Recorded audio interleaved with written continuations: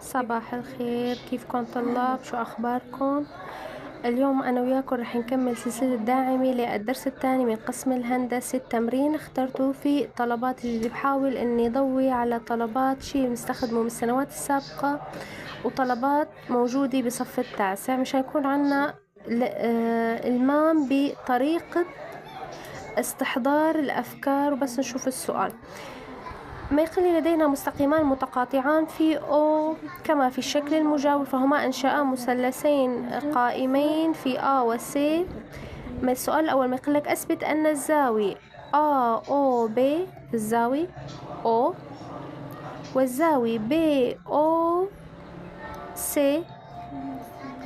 متساوي. طبعا أنا هون بهالحالة الدرس الطلب الأول رح يكون مبني على المعلومات الرسمية والمعطيات الموجودة في القسم النص. بلاحظ ما يقول لي مستقيمين متقاطعين فمعناتها عملوا زاوية مشتركة بالرأس، إذا إن الزاويتان متساويتان شو اكتبوا معي؟ أو فإذا للتقابل بالرأس، بما أن مستقيمان متقاطعان في أو ونتيجة تقابل بالرأس فهما متساويان. ننتقل أنا وياكم للطلب الثاني. احسب دي سي. وين دي سي؟ دي سي. طب أنت معك مثلث قائم، عندك الوتر 10 طول الضلع القائمة 6، بدنا طول الضلع القائم الآخر. إذا حسب مبرهنة فيثاغورس. الفيديو اللي قبل هذا أنا استخدمت احسب طول الوتر، واليوم رح طلبت احسب طول ضلع قائم لحتى نميز بحالة الوتر كيف نشتغل وبحالة طول الضلع القائم. يلا رح نبلش نكتب الحل أنا وياكم. جاهزين؟ يلا اسبقوني لشوف.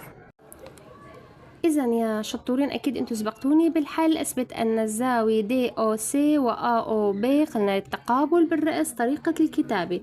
الحل الطلب الأول، أم ننسى نكتب رقم الطلب بما طبعا فيكم تختصروا بتقولوا دي أو سي يساوي أو بي للتقابل بالرأس. ليه للتقابل بالرأس؟ بسبب أنه لدينا مستقيمين متقاطعين في نقطة مشتركة أو. أول طلب سهل. طيب لنشوف أنا وياكم الطلب الثاني. الطلب الثاني يقول لي أثبت أو احسب طول سي دي. طيب سي دي أنا مو معي، راح أنا أظلل المثلث القائم، وهذا اللي أنا مطلوب مني حسابه هو شو؟ ضلع قائم. أنا ليش؟ مو لأنه نحن مثلا أنا أنسي أو هيك بكتب، لا، أنا كطالب بشتغل بكتب مشان خاصة الطالب الضيف ليتعود على الحل وطريقة الكتابة. إذا بكتب فيه المثلث. مين بيقول لي شو نسيت؟ نسيتي تكتبي رقم السؤال. احنا بالامتحان احيانا بننسى نكتب رقم السؤال. في المثلث القائم،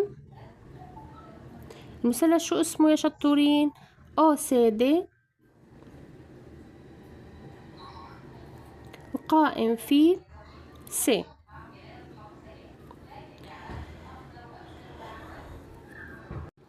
إذا حسب مبرهنة فيثاغورس في المثلث القائم الضلع القائم يساوي الوتر للتربيع ناقص الضلع القائم للتربيع.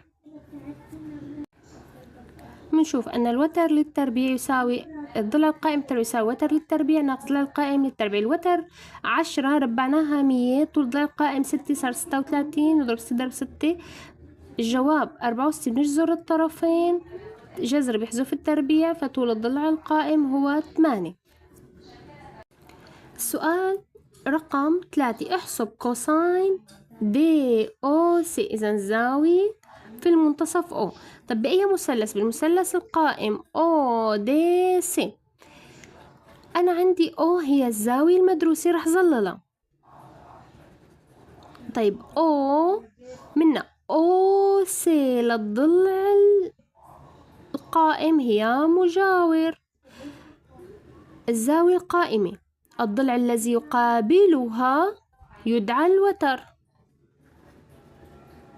إذن كوساين الزاوية أو هو مجاور على الوتر، يعني 6/10 ومنبسط القيمة. كتبنا قانون الكوساين اللي احنا أخدناه بالفيديو السابق لشرح الدرس، كتبنا الأضلاع المجاور على الوتر، عوضنا القيمة بسطناها، طلع الجواب 3/5. انتبهوا معي، حاطين هون سؤال هام، احسب طول أو اثبت طول أو ب يساوي 5. أو ب بيساوي 5. طب أنا عندي مثلث قائم، لو أنا عندي ضلعين القائمة كنا احتمنا حسب فيثاغورس، لو عندي مثلا زاوية معي أنا قيمتها كنا حسبناها من النسب المثلثي، ولكن هون بدي انتبه دائما بالحال الذي يعطى أحد الطلبات نسبة مثلثية لزاوية معينة وبيجي بعدها مباشرة إثبات طول ضلع بقيمة معينة أو احسب طول ضلع، لازم نعرف إنه نستخدم النسبة المطروحة سابقا وإيجادها في مثلثين لنفس الزاوية. تمام؟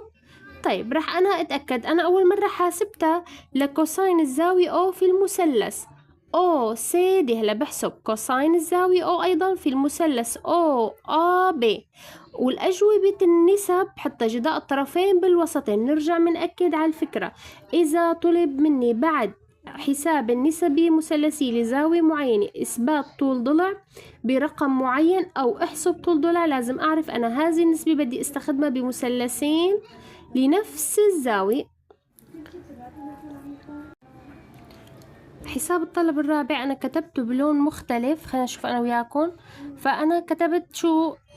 كوساين، قانونه، عوضت الرموز، عوضت القيمة، بالأخير باخد من الطلب السابق كوساين الزاوية بيساوي كوساين الزاوية الأخرى مشتركة معها بنفس الزاوية.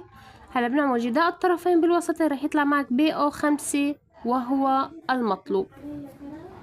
مع التعويض طلع عنا أنا وياكم 5 جداء الوسطين بالطرفين، 5 ضرب 3، طبعا العددين مقابل بعض دائما بالبسط، على 3 مع 3 تحذف تبقى الجواب 5 وهو المطلوب. بتمنى السؤال يكون حلو ومفيد إلكم. برجع نشوفكم أنا وبعض مع شو؟ تمرين رابع، بس هالتمرين الرابع بدكم أنتوا تسبقوني بالحل. اتفقنا شباب صبايا؟ يلا يعطيكم العافية.